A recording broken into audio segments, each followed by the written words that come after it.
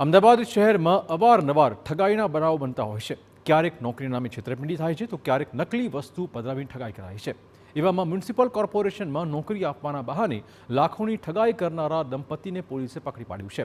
આરોપી દંપતી છેલ્લા 3 વર્ષથી નોકરી ઈચ્છુક યુવક યુવતીઓને મ્યુનિસિપલ કોર્પોરેશનના હેડ ઓફિસર હિમાંશુ શુક્લા અને દિનેશ દુલેરાના નામ ધારણ કરીને નોકરી આપવાના નામે ઠગાઈ કરતા હતા। અત્યાર સુધી અનેક લોકો સાથે ઠગાઈ કરી છે। પોલીસ તપાસમાં 12 જેટલા ભોગ બનનાર યુવક યુવતીઓ સામે આવ્યા હતા, જેમની પાસેથી 82,28,000ની છેતરપિંડી કરાઈ છે।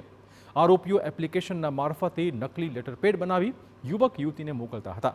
આરોપીઓ કેટલાક ભોગ બનનાર પાસે ફિલ્ડ ઓફિસર તરીકે કામ પણ કરાવ્યા હતા અને તેનો પગાર પણ ચૂકવ્યો હતો।